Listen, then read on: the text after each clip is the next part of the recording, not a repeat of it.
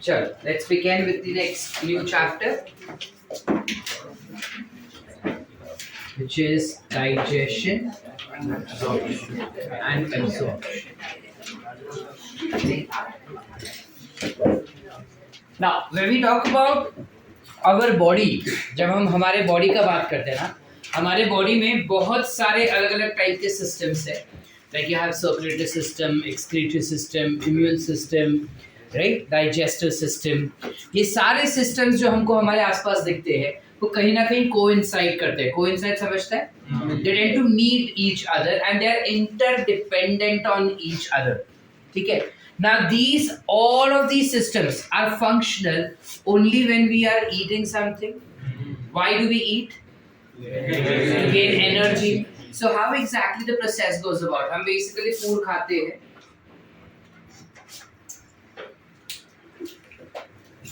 हम basically food खाते हैं, which is nothing but what we call it as ingestion. Correct? Food is ingested, मतलब food is taken inside through something called as mouth. After ingesting the food, food tends to enter inside the stomach where digestion occurs. Correct? Food को जब digest किया जाता है, यानी food is getting broken down in nature. Once the food gets broken down completely, it will get absorbed. Food will get absorbed. Now absorption म्हणजे काय? It is going inside the blood. Food को absorb करना मतलब food जो है वो blood के अंदर जा रहा है. अब जब फूड ब्लड के अंदर जाएगा उसके बाद वो फूड पूरे बॉडी में अलग अलग पार्ट्स में जाना शुरू होगा. Meaning it will enter into something called as circulatory system, wherein it is entering inside the heart. Correct? Heart से सबसे पहले वो जाएगा लंग्स के पास, जहां पे the blood will get oxygenated and from lungs it will come back to heart again. Now this heart, which is having lots of digested material, will now go to different parts of the body. जहां पे body में, to be very specific, when I say body, meaning it will get inside what? जब हम body का बात कर रहे हैं मतलब वो जा रहा है सेल्स के अंदर. So जब फूड जाता है सेल्स के अंदर, let's say I have glucose which has entered inside the cell. This glucose molecule will get broken down to produce something called as ATP. Yes or no? Yes. And that is how exactly we gain energy. Now how does breakdown of glucose produce energy? Glucose को तोड़ने से हमको energy क्यों मिलता है और कैसे मिलता है? तो हमारे बॉडी में एनर्जी एज सच बनाई नहीं जाती. हमारे बॉडी में एनर्जी को खाली रिलीज किया जाता है. जो एक्चुअल फूड बनता है वो प्लांट्स के अंदर बनता है बाय फोटोसिंथेसिस. फोटोसिंथेसिस के दौरान क्या होता है? हवा में से कार्बन डाइऑक्साइड लिया जाएगा, right? And that carbon dioxide which is taken from the air tends to get converted into 6 carbon compound, which is nothing but glucose molecule. Now when it is getting converted into a 6 carbon compound which is glucose molecule, these glucose molecule are formed by binding of 6 carbons. ये जो bond बनता है, इस bond के अंदर energy store किया जाता है. तो ये ग्लूकोज बनाया ही इसलिए जाता है ताकि उसके अंदर हम एनर्जी को स्टोर कर सके. समझ रहे? जैसे हमारे घर पे जब कभी भी पैसे घर पे आते हैं तो हम उस पैसे को जमा करते हैं और एक जगह पे रखते हैं. अब जैसे जैसे पैसे का जरूरत पड़ता है वैसे वैसे हम पैसे निकालते जाते हैं एक एक करके. यस और no? Like for example there is some let's say 10 rupees that has came at home. अब आज तुमको पॉकेट मनी के लिए 2 रुपए चाहिए बिकॉज तुमको कुछ काम है. ठीक है? तो तुम क्या पूरा 10 रुपए लेके निकलते हो? हम वो सिर्फ 2 रुपए निकल के लेते हैं बिकॉज हमको वो 2 रुपए का ही काम है. बिकॉज मैक्सिमम 2 ही रुपए चाहिए रहेंगे मेरे को, उससे ज़्यादा नहीं चाहिए. लाइकवाइज हमारे बॉडी के अंदर भी सेम चीज़ होता है. जो एनर्जी होता है वो सारा का सारा एनर्जी प्लांट्स इस ग्लूकोज के अंदर स्टोर करके रख देता है. तो ग्लूकोज में एनर्जी कहाँ पे स्टोर होता है? कार्बन के बॉन्ड्स में. Is it only with glucose this is how the energy is stored? No. कोई भी food products low, whether it is carbohydrate, proteins, lipids, किसी में भी अगर तुम पकड़ोगे ना, ये सारे केमिकल्स में energy is always stored in carbon carbon bonds. तो जब हमारा बॉडी इसको किसी सेल्स के अंदर डालता है, इस प्रोसेस को हम कहते हैं एसिमिलेशन। क्या कहेंगे? एसिमिलेशन। जब ब्लड में से जब ब्लड से ये फूड पार्टिकल्स पूरे बॉडी में ट्रांसफर किया जाता है, तब वो एक एक टिश्यू और सेल्स के अंदर ये सारा खाना जाते जाएगा, डाइजेस्टेड प्रोडक्ट्स जाते जाएगा, to be very specific glucose let say जाते जाएगा। तो ये जो प्रोसेस है जहाँ पे ग्लूकोज एक सेल्स के अंदर जा रहा है, उस प्रोसेस को हम कहेंगे एसिमिलेशन। सेल्स के अंदर इस फूड को जला दिया जाता है। जलाने का मतलब क्या? माचिस का तीली लेके food is burnt, meaning that food is getting broken down, and this process where food is getting broken down is called as, you call it as catabolic reaction या फिर catabolism। very good श्रुति, ठीक है? you call it as catabolic reactions। so by catabolic reaction you will have production of energy, that is ATP। Are we clear up till here? Yes। अब जब ये break down हो गया और ATP बन के मिल गया, अब क्या हो रहा है? कुछ प्रोडक्ट्स ऐसे भी रहेंगे जो डाइजेस्ट ही नहीं हुए हमारे बॉडी में। अब जो प्रोडक्ट्स ऐसे हैं जो हमारे बॉडी में डाइजेस्ट ही नहीं, हम उसको बोलेंगे राम राम तू बॉडी से बाहर जाओ, तुम डाइजेस्ट नहीं हो पा रहे तो हमारे बॉडी में तुम्हारा काम नहीं है। हमने तुमको खाया ही इसलिए है कि तुम डाइजेस्ट होकर हमको एनर्जी दो। अब जब दे ही नहीं सकते तो काहे बैठे हमारे बॉडी में, बाहर निकलो। So जो भी undigested food products रहते हैं, that will be thrown outside from the body। Are we getting the point? Which is called as what? Egestion। Excretion is a very strong term to use। Digestion में we use it as egestion। So it gets ejected outside from the body where it is thrown from anus। अगर कोई food particle water soluble हुआ तो वो urine के through body से बाहर चला जा सकता है, और अगर वो वाटर इनसोल्यूबल हुआ या फिर वो हमारे डाइजेस्टिव ट्रैक्ट में ही अटक गया रहेगा तो एनस के थ्रू बॉडी के बाहर जाएगा। Are we clear up till here? Any doubts? तो कुछ इस प्रकार चीजें हमारे बॉडी में होती है। अब यहाँ पे तुम ध्यान से देखो तो डाइजेशन पूरा कंप्लीट होने के लिए मुझे ब्लड का जरूरत पड़ा, जहाँ पे ब्लड उस पर्टिकुलर डाइजेस्टेड फूड प्रोडक्ट्स को बॉडी के अलग अलग पार्ट्स में लेके गया, तब जाके एनर्जी बना ना। ये तो एनर्जी बनता ही नहीं था। यस और नो? अब इसमें भी चलो ब्लड जो है वो अलग अलग बॉडी पार्ट्स में लेके गया और फूड को डाइजेस्ट किया, लेकिन बिना ऑक्सीजन का कोई भी ऑर्गेनिक कंपाउंड कभी भी नहीं टूट सकता। Without oxygen, organic compounds cannot be broken down.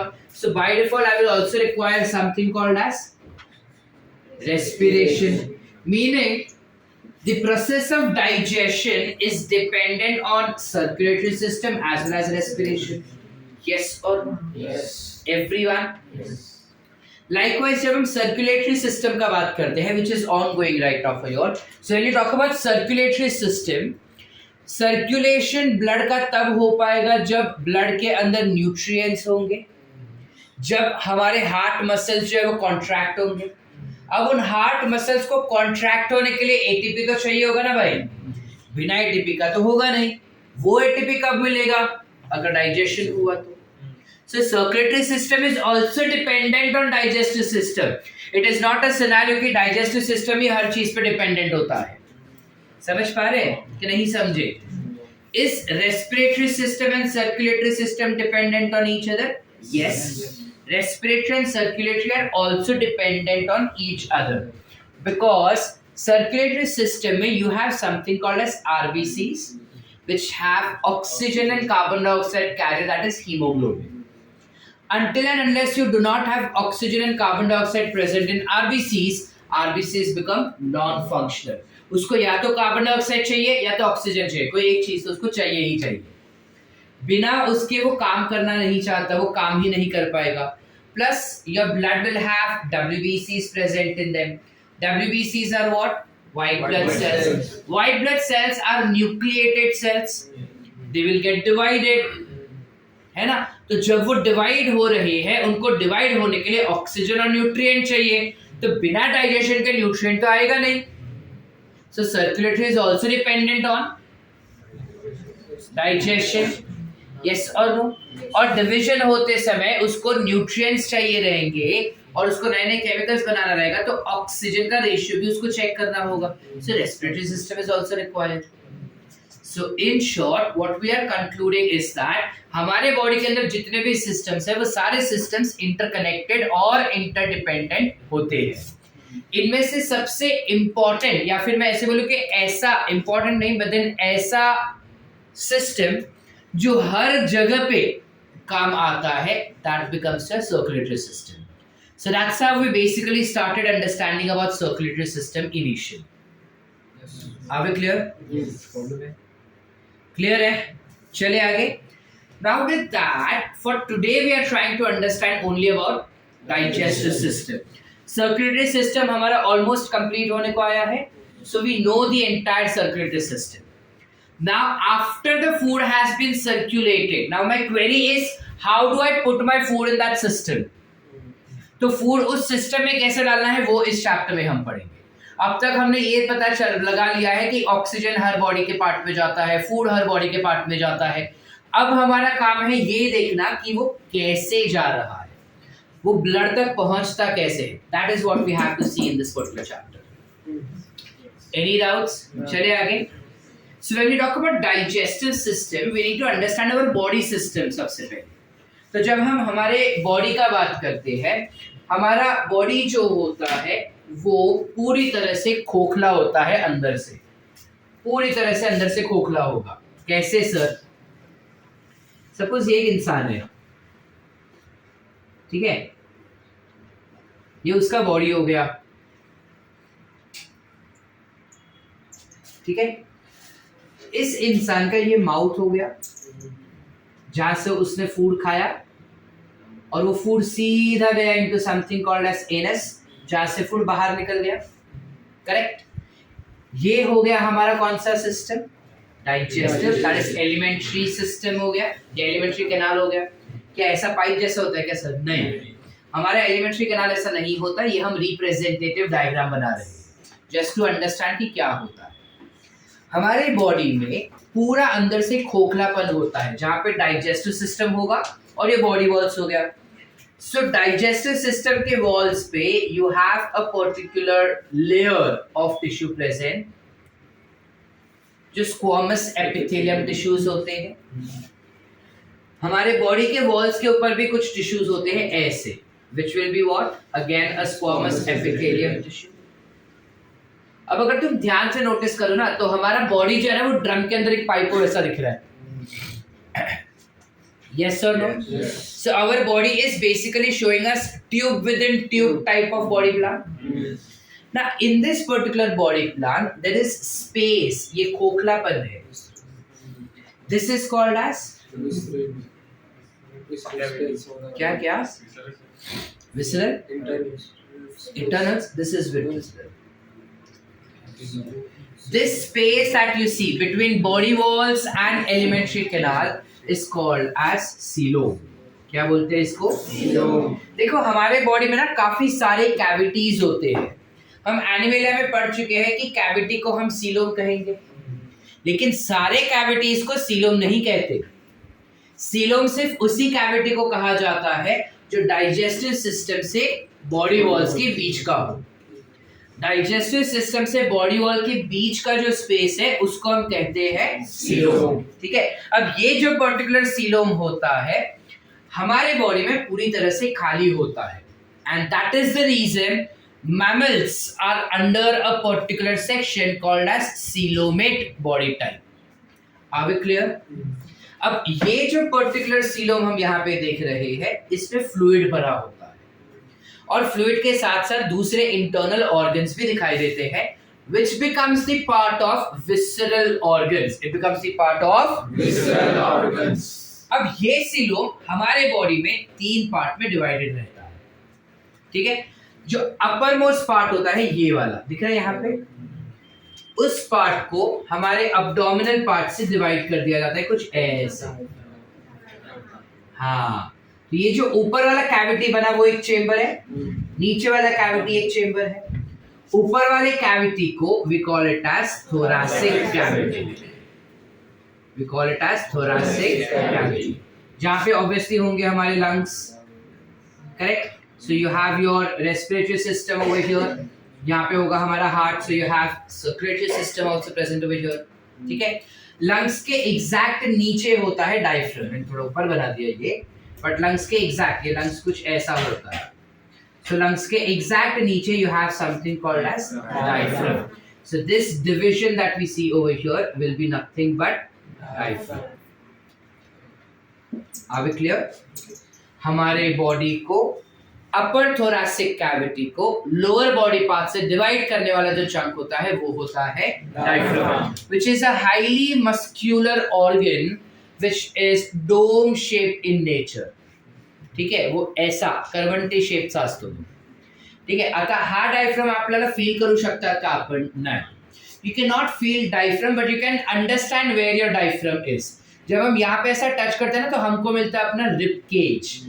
ये रिब केज के यहाँ पे जहाँ से रिब स्टार्ट होता है ना, ये पार्ट, यहाँ से ऐसे जाता है हमारा diaphragm. So our body, if you chop it like this, तुम्हारे डिग्री के फर्स्ट ईयर में ही एनाटॉमी का प्रैक्टिकल होगा, और एनाटॉमी के प्रैक्टिकल में सबसे पहला चीज तुमको लिवर, किडनी, वो सब निकालने को सिखाया जाएगा कि कैसे काट काट के उसको निकालते हैं, ठीक है।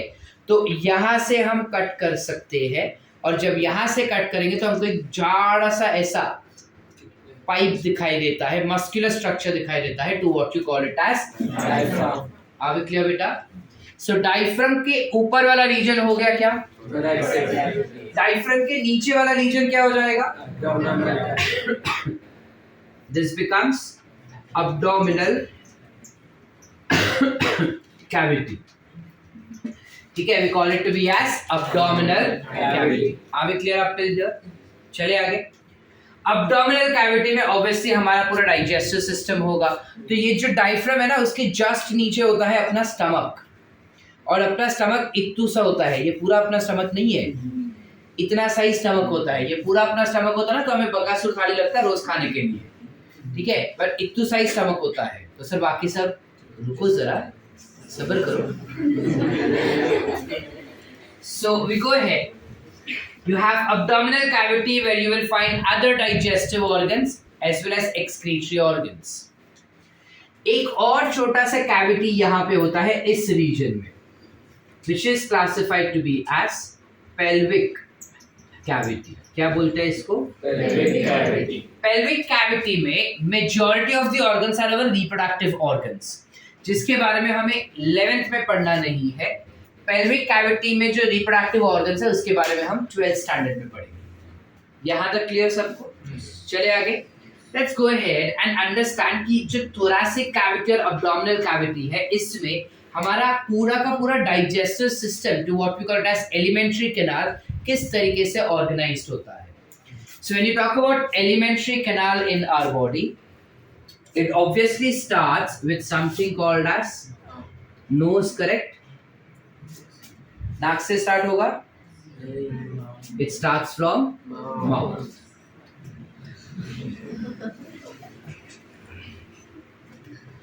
पक्का नाक से तो नहीं खाते हम, मुंह से खाते हैं। So this becomes the mouth of an individual. So इस माउथ को फिलहाल उसको खाना है ना, तो हम मुंह को खोल देते हैं। ये हमने मुंह खोल दिया। अब मैं कितना भी खाने का बात करूं, ब्रेक मिल चुका है, पेट भरा हुआ है, तो हम कुछ रिएक्ट नहीं करेंगे। This is nothing but mouth. Mouth is composed of what? Mouth के पास एक छेद होता है और ऊपर नीचे उसके सपोर्ट के लिए you have lips which are present. Lips के ऊपर कोई क्वेश्चन फ्रेम नहीं करता है, ठीक है। हमारा एनसीईआरटी बताता है लिप्स क्या होते हैं, बट देन वो लिप्स हमको पता है क्या होता है। वो मस्कुलर स्ट्रक्चर होता है, ठीक है, जिसमें कोई बोन्स नहीं होते हैं, बोनलेस होता है। वो किस लिए होता है? लिपस्टिक लगाने के लिए नहीं होता, It is so that you can hold your food. जब तुम कोई खाना खाते हो तो वो खाना नीचे ना गिरे. इमेजिन बिना होल्ड के तुम खाना खा रहे हो, ठीक है, तो सारा खाना नीचे गिर जाएगा. ये खाना नीचे ना गिरे और तुम अच्छे से खा सको, इस वजह से लिप्स दिए हैं ऊपर वाले ने, ठीक है, ताकि नूडल्स तुम ऐसा करके ले सको. ये तो दांत में वो टूटते हुए तुम्हारे मुंह में जाएगा. सो मुंह खोल दिए हम इस बंदे का.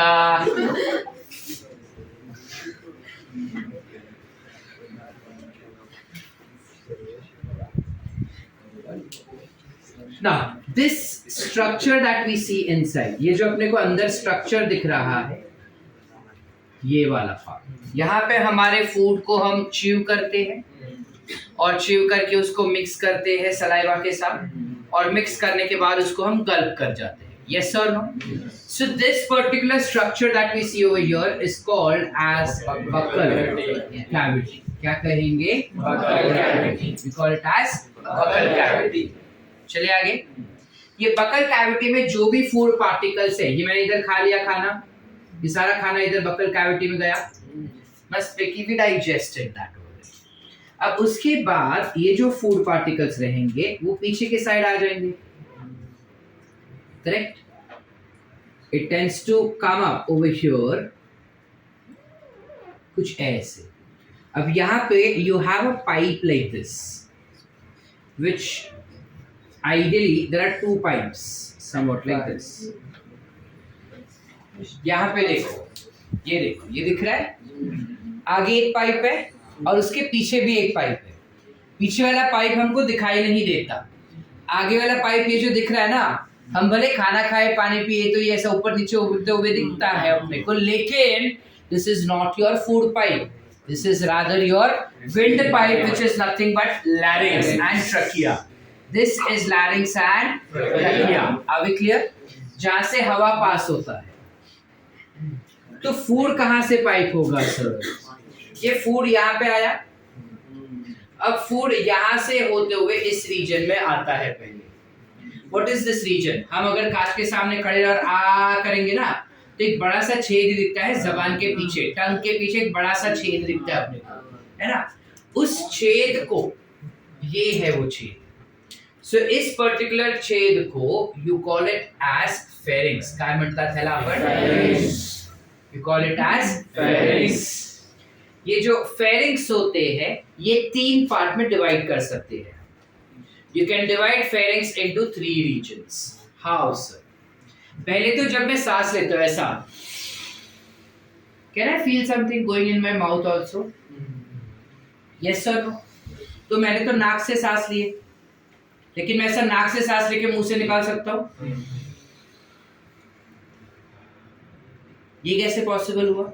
That is because नाक से जो हवा आया वो आया इस रीजन में और हमने ऐसे उसको बाहर फेंक दिया. यानी अगर मैं नाक से पानी पीऊं तो मुंह से बाहर निकाल सकता हूँ क्या सर? यस. ऐसे काफी जादू लोग रहते हैं, है ना, स्विमिंग करते समय होता है. काफी जो सिगरेट स्मोक करते हैं, गलत एग्जांपल है, आई शुड नॉट गिव. हमें जो लोग सिगरेट स्मोक करते हैं, अगर तुमने कहीं ऐसा रोड पे देखा रहेगा तो होशियारी मारने के लिए करते हैं ना, मुंह से लेते हैं फिर मुंह बंद करते हैं और नाक से बाहर निकालते हैं, तो that is nothing but what? The same trick. ठीक है. तो ये जो ओपनिंग है यहाँ वाला, जो यहाँ से ऐसे आ रहा है और यहीं पे आके मिल रहा है, वो भी फेरिंग्स में ही आ रहा है.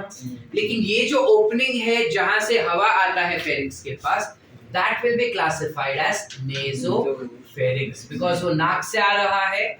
So you classify it as nasopharynx. क्या बनना तेरा पर? Nasopharynx. ठीक है. उसके बाद आता है नीचे वाला ओपनिंग, विच इज ये वाला जो हम आ किए और बड़ा सा छेद अपने को दिखा एप्पल शेप का, उसे हम कहते हैं ओरोफेरिंक्स. क्या कहेंगे? ओरोफेरिंक्स. ओरोफेरिंक्स क्यों कहते हैं सर? देखो, माउथ के रिलेटेड जो भी होगा ना उसे हम ओरल कहते हैं. सो this buccal cavity can also be called as oral cavity. You can also call buccal cavity as oral cavity. So oral cavity से जो opening मिलेगा, obviously I will call that opening as oropharynx. Yes or no? फिर उसके बाद आता है ये वाला रीजन, यहाँ वाला, कि हवा जो है वो डायरेक्ट इस तरफ जाएगा, है ना। अब तुमको काफी बारी बड़े बूढ़ों ने बोला होगा ना कि खाते समय बात नहीं करनी चाहिए, it's a bad habit, you should not do that, ठीक है। अब क्यों बैड हैबिट है वो कभी बताया हमको? हमको बताया नहीं जाता कि क्यों बैड हैबिट है, बस ये कि खाते समय मुंह बंद रख के खाओ, बात मत करो। हमको ऐसा लगता है कि हम बहुत बात करते हैं या हम बहुत जिद कर रहे हैं क्योंकि खाते समय सब मिलते हैं ना, तो इसलिए बोलते हैं कि चुप करके खाना खा, बात मत कर। नहीं, उसका एक साइंटिफिक रीजन होता है। The scientific reason is that कि जब कभी भी हम सांस लेते हैं, सबसे पहले whenever we breathe, the air tends to go inside the lungs, but I won't be able to talk. सांस लेते हुए बात करने का कोशिश करो, you cannot, right? बात कब कर पाएंगे? इसलिए जब हम बात करते फिर बात करना शुरू करते हैं, है ना, बात करते करते आवाज निकल जाती है। तो क्यों ऐसा होता है? दैट इज बिकॉज कि जब हम सांस लेते हैं ना, तब हम अंदर अपने फेफड़ों में हवा भर रहे हैं। ये जो इधर गोटी दिखता है ना, बॉयज में ज्यादा क्लियर कट और गर्ल्स में थोड़ा कम, ये गोटी Adam's apple, that is larynx which is this region. इधर क्या होता है, हवा अंदर जाता है तब तो ठीक है, गया, बाहर जब निकलता है ना तो एडम्स एप्पल, मतलब ये लैरिंक्स ना कुछ ऐसा होता है, ऐसे। उसके पीछे कुछ कॉर्ड्स होते हैं, जैसे गिटार में कॉर्ड होता है, कुछ वैसे कॉर्ड्स होते हैं। तो जब हम हवा बाहर निकालते हैं सांस लेने के बाद, और जिस टोन में हवा निकालेंगे वैसा अपना आवाज निकलता है। किसी किसी का आवाज जाड़ा, किसी का पतला। वो क्यों होता है सर? वो रेस्पिरेशन में तुमको डिटेल में बताया जाएगा। इस वक्त फिलहाल वो इसलिए होता है बिकॉज वो कॉर्ड जो होते हैं वो वाइब्रेट होते हैं और उनके वाइब्रेशंस अलग अलग टाइप के साउंड प्रोड्यूस करता है। Are we clear? Did we understand? So अब क्या सीन है, यानी कि अगर मुझे बात करना है तो मेरा ये पर्टिकुलर सिस्टम ओपन रहना चाहिए, यस सर नो। अब सपोज मैं खाना खा रहा हूँ, खाने खाते खाते ऐसा होता है अपने, why does that happen? Why does that happen? That happens because गलती से ये फूड जो इधर जाना चाहिए था ना, वो इधर चला जाता है। अब बार बार उधर जाएगा ना तो इंसान मर सकता है। इसलिए बोलते हैं खाते समय बात नहीं करना चाहिए, बिकॉज कभी कभार गले में खाना ऐसा अटक जाता है कि वो बाहर निकलने में तकलीफ होती है। So for that reason it is asked that you should not talk while you are eating. It's a good habit. Understood? तो क्यों ऐसा होता है कि खाना हर बार नहीं जाता, कभी कभार जाता है जब हम बहुत बात कर रहे थे? That is because यहाँ पे towards your larynx region you have an opening that is present. That opening will be called as laryngopharynx. काय म्हणणार त्याला आपण? Laryngopharynx have a region around it. उस region को you call it to be as glottis. काय म्हणणार त्याला आपण? Glottis. इस ग्लॉटिस के ऊपर एक ढक्कन होता है जो उसको कवर करके रखता है। इस ढक्कन को you call it to be as, इस ढक्कन को we will call it to be as epiglottis. We call it as epiglottis. क्या होता है? जब हम सांस लेते हैं ना तब ये ढक्कन खुल जाता है, वरना ये बंद ही रहता है। So, अच्छे से वो गाइड करता है कि कब खुलना चाहिए, कब बंद रहना चाहिए। Are we clear? Yes. Did we understand? Yes. So, जब हम खाना खाते हैं ना तब ये ढक्कन बंद रहेगा। तो बाय डिफॉल्ट खाना अगर इसके ऊपर गिरा भी ना तो भी वो स्लाइड होके इस तरफ ही जाएगा खाना। और ये क्या तरफ हो गया? This is what? This will be called as esophagus. काय म्हणणार? Esophagus. So esophagus जो रहेगा वो बेसिकली हमारे जो ट्रकिया होता है या फिर जो हमारा फेरिंग्स होगा उसके पीछे रहेगा, meaning it is which side of the trachea? ये क्या है? ये क्या है? सो अगर यहाँ पे ये बंदा ऐसे ही खड़ा है ना, तो ये उसका विंड पाइप हो गया, ट्रकिया। इसके पीछे Esophagus है. So windpipe के which region will you find esophagus? Dorsal. Which side? Dorsal. Which side? Dorsal. Dorsal to what? Windpipe. Which is what? Trachea या फिर larynx. And हमारा यहाँ पे होता है स्पाइनल कॉर्ड, यानी इस तरफ होगा स्पाइनल कॉर्ड. स्पाइनल कॉर्ड के आगे you will find your esophagus. So spinal cord का वेंट्रल साइड की तरफ you will find this esophagus. Are we clear? Yes. अगर स्टेटमेंट आया कि कौन से साइड पे है तो हम मिस्टेक नहीं करने चाहिए. विंड पाइप के डॉर्सल, स्पाइनल कॉर्ड का वेंट्रल. Are we clear? समझे? चले आगे. अब यहाँ से ईसोफेगस से खाना जो है वो आगे जाएगा, बराबर.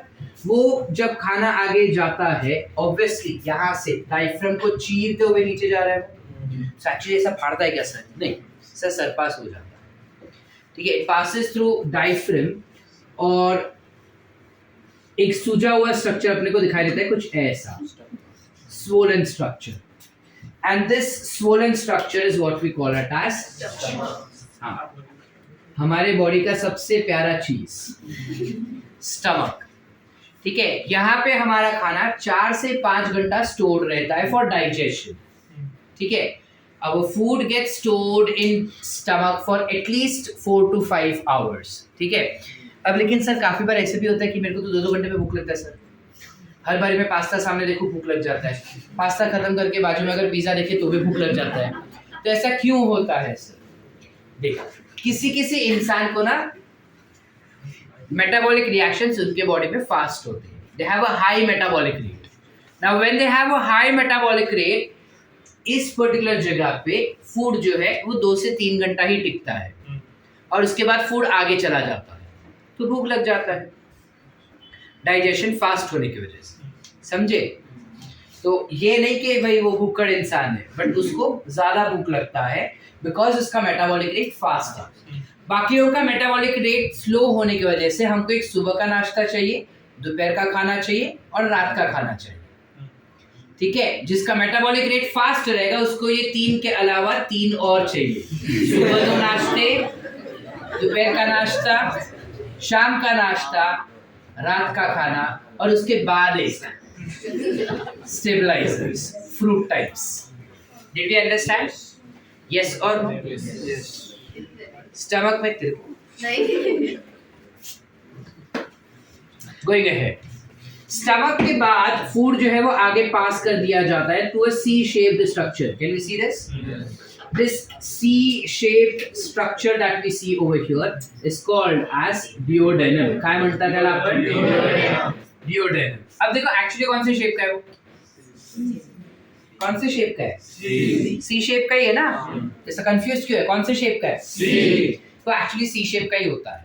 ठीक है, हम जब तुम डिग्री में जाओगे ना मेडिकल के फर्स्ट ईयर में या फिर कोई दूसरा रेफरेंस बुक्स भी तुम अगर लोगे तो हमेशा बोलेगा सी shape डियोडेनम, C shape डियोडेनम.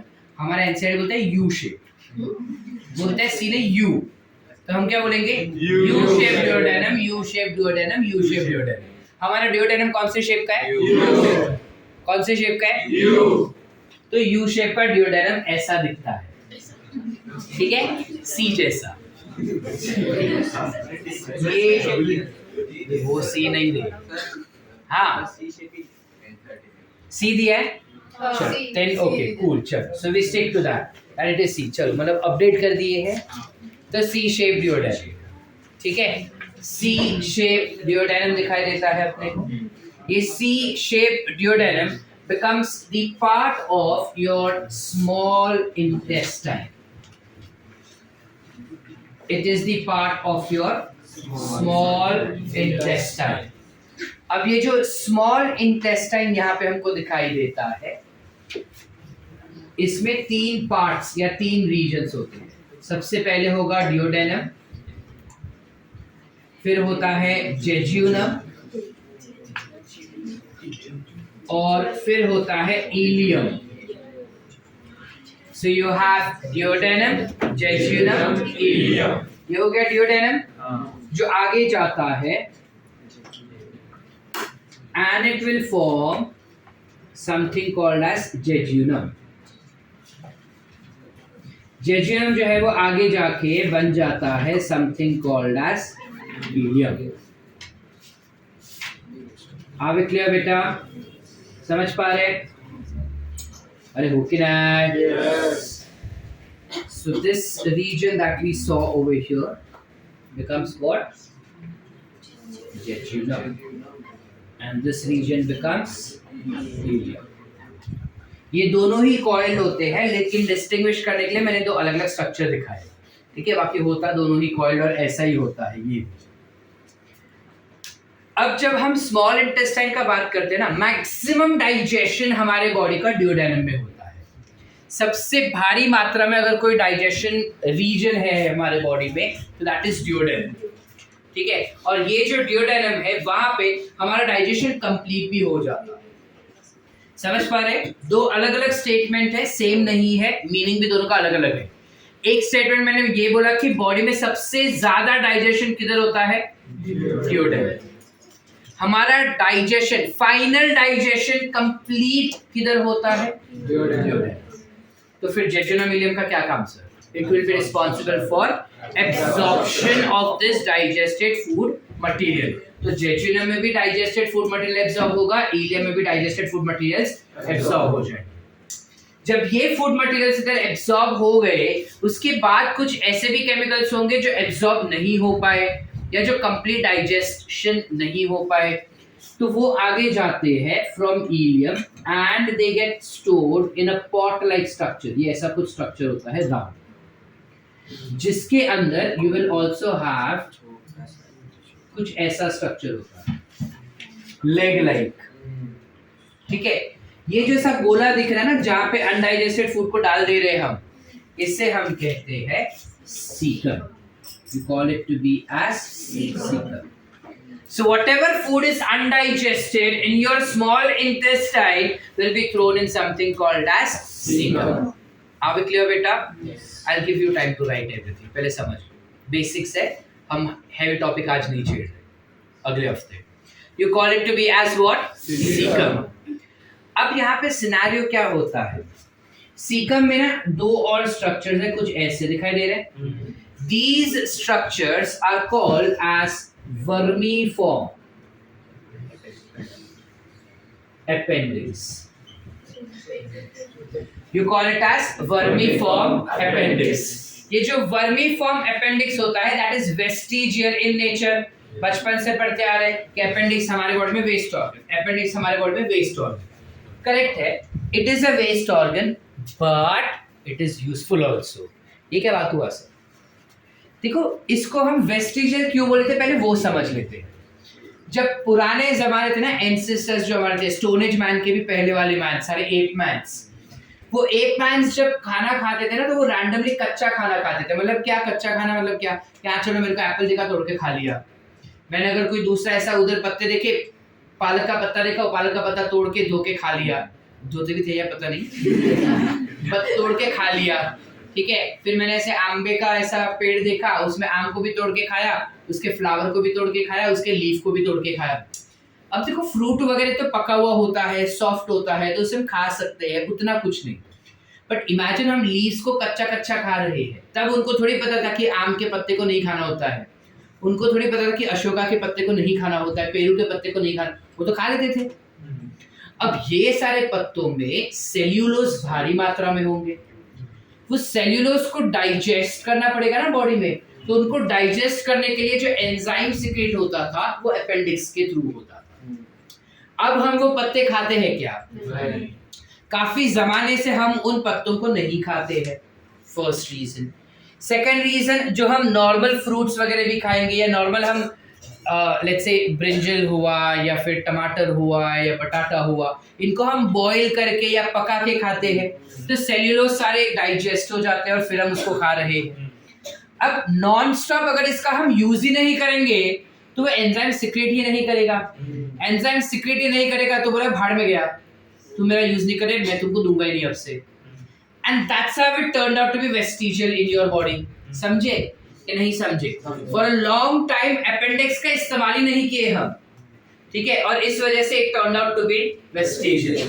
However, it does have very minute role to play during immune responses.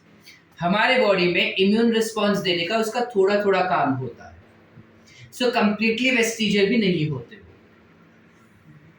तो हम क्या मार्क करें, वेस्टिजियल या नॉन वेस्टिजियल? एनसीईआरटी वेस्टिजियल बोल रहा है, हम वेस्टिजियल ही मार्क करेंगे। आप क्लियर बेटा? Yes. सीकम जो है यहाँ पे, it becomes the part of large intestine. It becomes part of,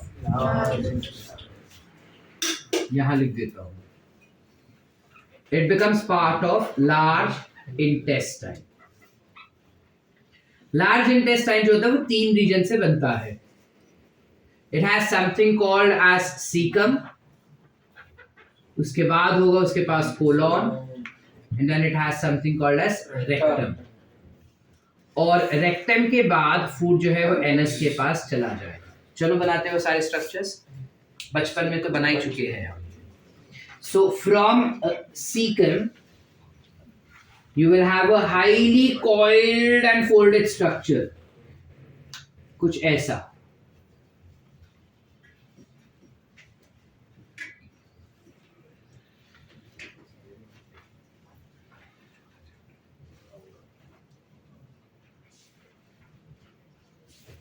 कुछ इस तरीके से होता है अपना लार्ज इंटेस्टाइन।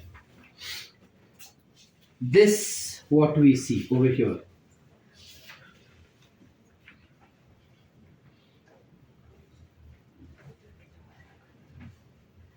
ये क्या खाने को पकड़ के लाने वाला कोई अस्त्र है क्या सर?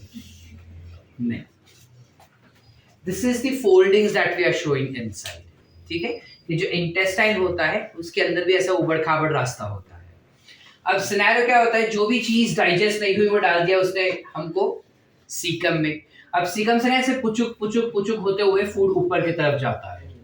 तो ये जो रीजन हमको दिखाई दे रहा है यहाँ पे, दिस इज कोलॉन का पार्ट। ये पूरा कोलॉन हो जाएगा ऐसे।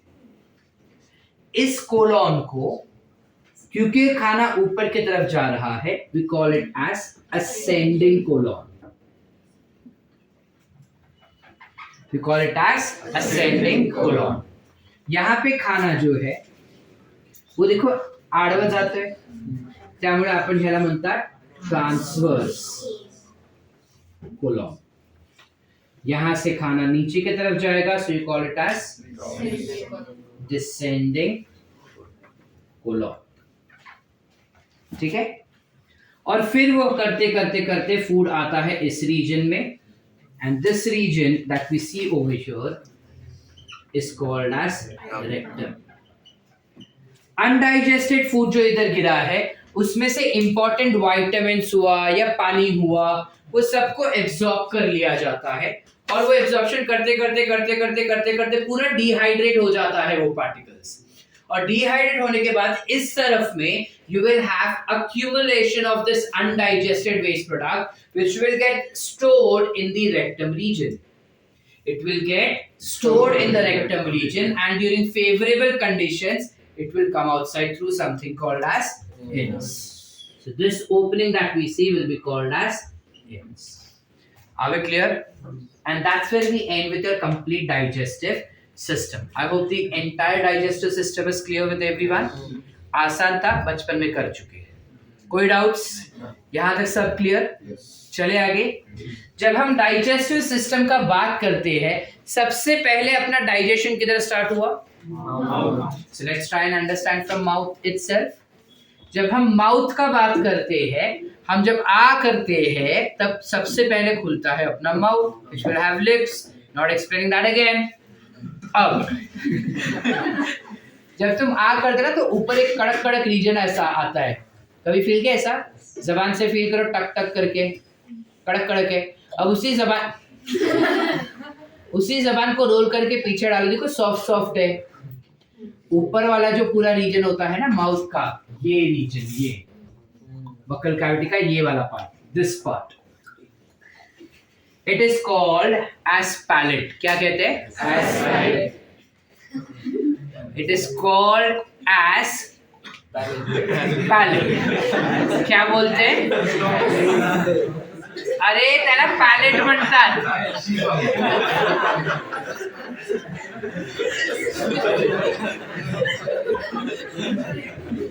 एस्पैलेट इट इज कॉल्ड। दो पैलेट दिखाई देते हैं, आगे का रीजन है काफी कड़क होता है, so this becomes hard palate, पीछे का रीजन थोड़ा सॉफ्ट होता है, so I will call this to be as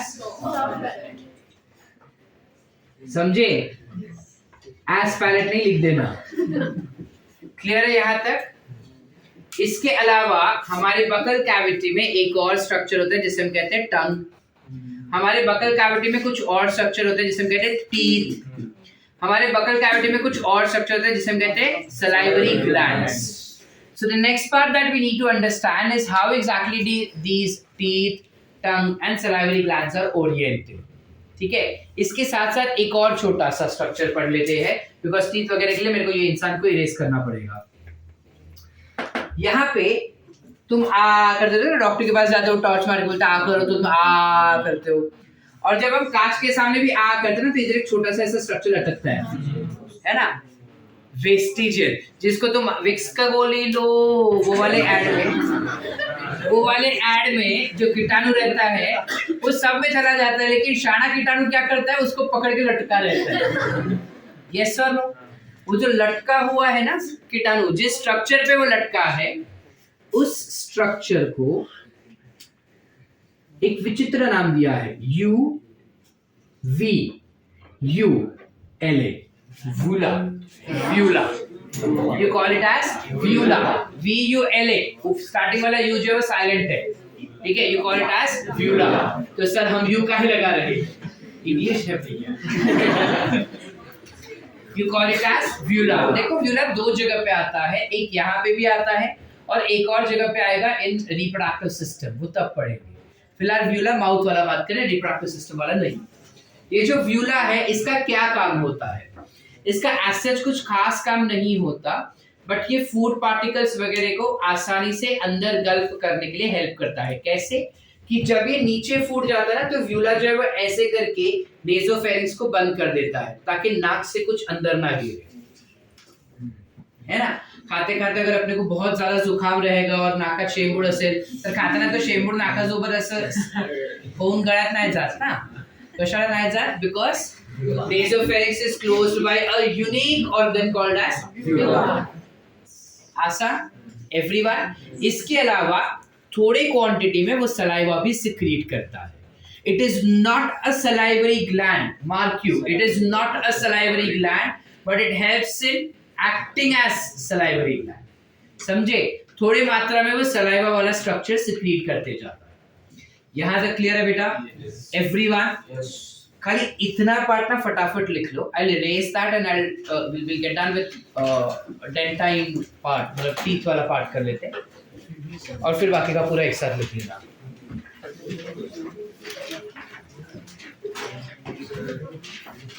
sir वो इन सबको भी ड्रॉ करना है।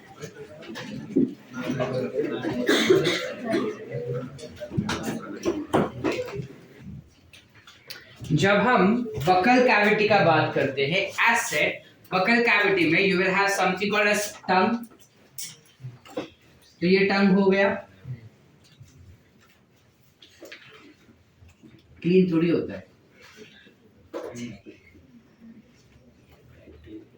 it has some rough surface on it, yes sir।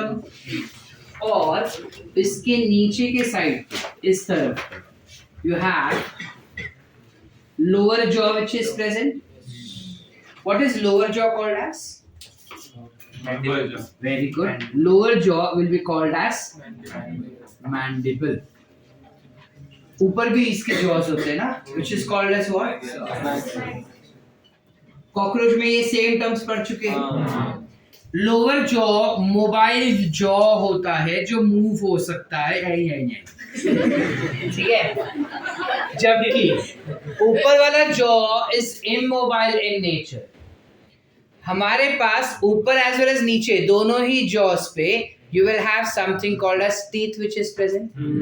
ऐसा तो है नहीं कि लोअर वाले पे होगा ऊपर पे नहीं होगा, दोनों जॉस पे टीथ होते हैं। अब ये जो दांत होते हैं अपर और लोअर जॉ में, उन्हें हमें पढ़ने हैं।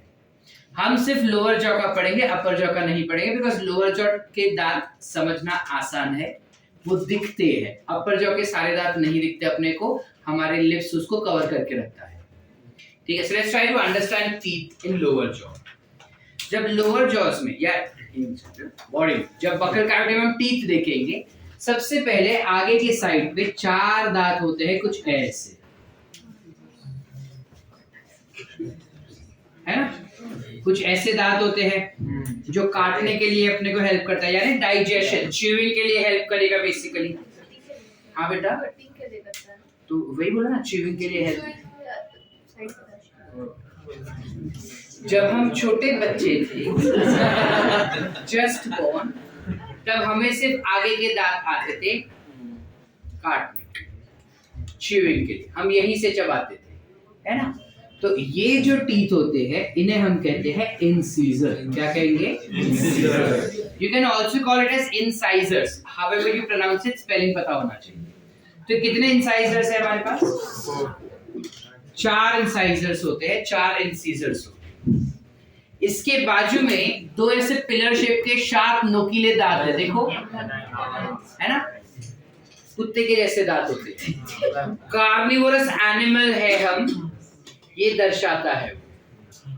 तो you have some sharp edged teeth like this, है ना? कुछ ऐसे नोकीले दांत होंगे, यस और इन नोकीले दांत को हम क्या कहते हैं? हमने कहा you call these to be as canines. कितने कैनाइन्स है हमारे पास? 4। तो फिर इधर 8 बोल रहे होते तुम। सिर्फ नीचे का बढ़ रहे हैं ना? सिर्फ नीचे का कितने? 2। गुड। इसके पीछे भी दांत होंगे, है ना? इसके पीछे हमारे पास छोटे छोटे कुछ ऐसे दांत होते हैं, ठीक है? somewhat like this।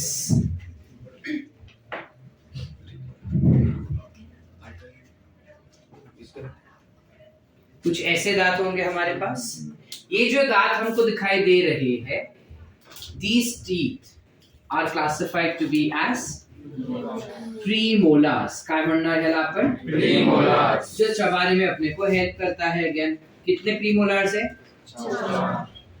there are 4 प्रीमोलार्स, ठीक है? प्रीमोलार्स के पीछे हमारे पास और भी ऐसे कुछ 4 दांत होते हैं।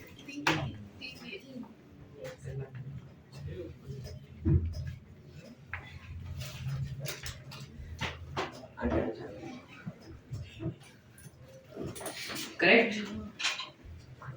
कुछ ऐसे दांत होते हैं।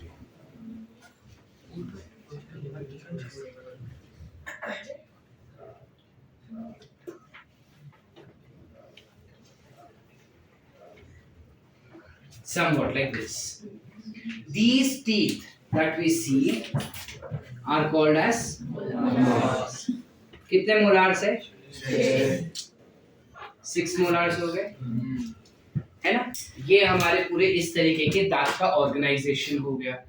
हमारे पास टोटल कितने दांत हुए? नीचे देखो, 16। ऊपर कितने हो जाएंगे? 16। इसलिए जब कोई हंसता है ना, तब बोलते हैं कि तेरे 32 दांत तोड़ दूंगा या 32 ही मत दिखा।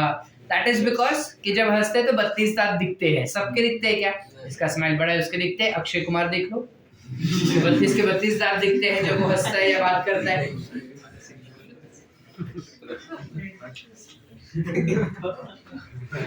So you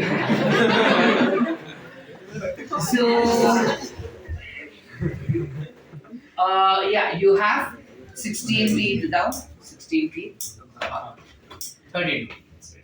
तो जब अडल्ट का बात करते हैं, बड़े लोगों का, उनके लिए हमने एक फॉर्मूला बनाया है जहां हम बताते हैं कि अडल्ट को अगर हम ऐसे डिवाइड करें ना, दांत सेंट्रल एक्सिस से कुछ ऐसे इस प्रकार, तो ये एक हाफ, ये एक हाफ, और उसका एक फॉर्मूला डिराइव किए हैं। वो बताता है हमको कि हमारे पास देयर आर 2 इंसीजर्स, करेक्ट? आधा ना, 2 इधर 2 इधर, सो हाफ क्या? तो 2 इंसीजर्स है हमारे पास। वी विल हैव 1 कैनाइन, फिर 1 1 ना, सो 1 इधर, फिर we have 2 premolars and 3 molars. Maxilla में इतना होगा, मैंडिबल में भी सेम होगा, यस और no? So formula comes up as 2 1 2 3 2 1 2 3। Very very very important for NEET examination, classes के टेस्ट में भी आएगा। 5 मार्क्स दान में दे रहा हूं। डेंटाइन फॉर्मूला क्या होता है? Dentine formula is nothing but 2 1 2 3 which is nothing but 2 incisors, 1 canine, 2 premolars and 3 molars are present on 1/4 of your mouth, which is this region, and same is present in another quarter of your mouth as well. Are we clear? Any doubts so far? ये जो हमारे इतने सारे दांत का formula हमने यहाँ पे बताया ना, ये फॉर्मूले को we call it as dentine formula. क्या कहेंगे? And this formula is of adult human. This formula becomes of adult human. Are we clear? तो बच्चों का भी फॉर्मूला होगा ना सर? हाँ, बच्चों के भी फॉर्मूले हैं। ठीक है, बच्चों का क्या फॉर्मूला हो जाता है? बच्चों के अंदर मतलब जब हम छोटे बच्चे थे तब हमारे पास 2 इंसीजर्स थे, हमारे पास 1 कैनाइन था, 0 प्रीमोलार थे, and we had only 2 molars. ठीक है, तो अपना फॉर्मूला क्या हो जाएगा यहाँ पे? 2102 2102 which becomes of child, dentine formula of child. क्या ये हमको एनसीईआरटी में दिया है? नहीं। तो काहे पढ़ रहे हैं? बिकॉज हम डॉक्टर बन रहे हैं ना, तो हमको दांतों के बारे में तो पता ही होना चाहिए। पीडियाट्रिशियन बन सकते हैं, बीडीएस बन सकते हैं, एमबीबीएस बन के फिजिशियन बने तो भी हमको चीजें तो पता ही होनी चाहिए। सो पता है। क्लियर है? चले आगे। अब हमारे पास अलग अलग टाइप के टीथ है। शार्क जैसा तो है नहीं कि भाई एक ही टाइप का टीथ है। शार्क को देखा कभी? उसके टीथ एक ही टाइप के होते हैं, ऐसे, यानी ये क्या हो जाते हैं उसके सारे कैनाइन्स ही होते हैं उसके पास। हमारे पास सारे कैनाइन्स है क्या? अलग अलग टाइप के हैं, वैरायटीज। इस वजह से हमारे दांतों को कहा जाता है that we are heterodont। Don't माने टीथ, हेटेरो यानी different. So we have different type of teeth. Are we clear? Yes. शुक्रिया। क्लियर है? हमारे दांतों को क्या कहेंगे? That is heterodont। ये टर्म याद रखना, 5 मार्क्स। ठीक है, एक और टर्म। हमारे पास जिंदगी में एक ही बार दांत आता है क्या? नहीं। कितनी बार आता है? 2। We are called as diphyodont. क्या बोलेंगे इन दांतों को? डाइफ्यूडोंट।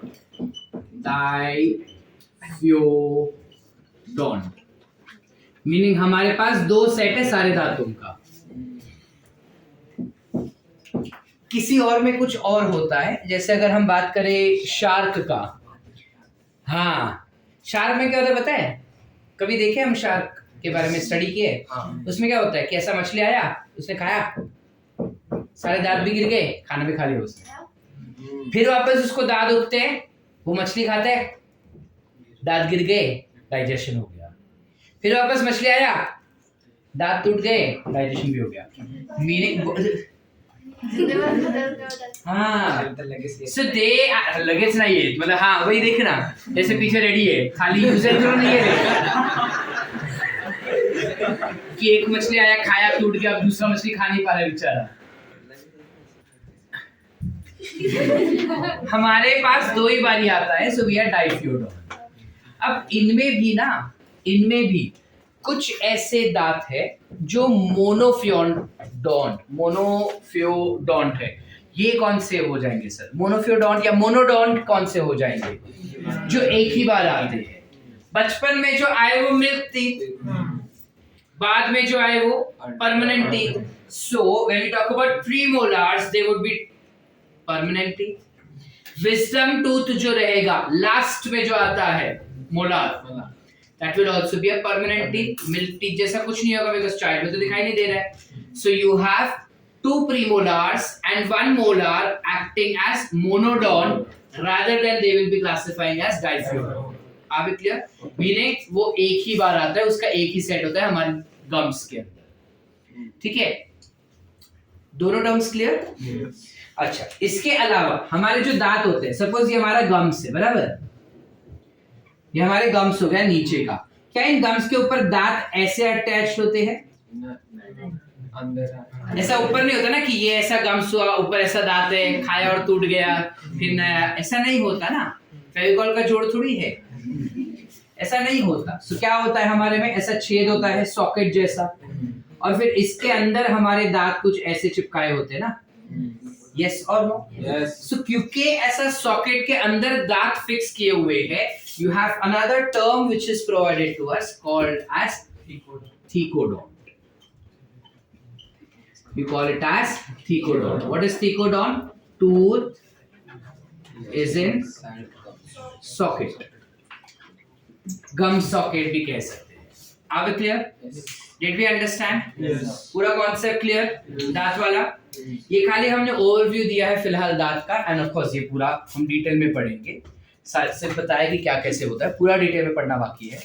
दांत का स्ट्रक्चर पढ़ना बाकी है. We will understand how tooth look like, उसके अंदर क्या होता है, रूट कैनाल क्या होता है, कैसे किया जाता है, all of that we will study. ठीक है, यहां तक कॉन्सेप्ट क्लियर है? लिखे इतना. चलो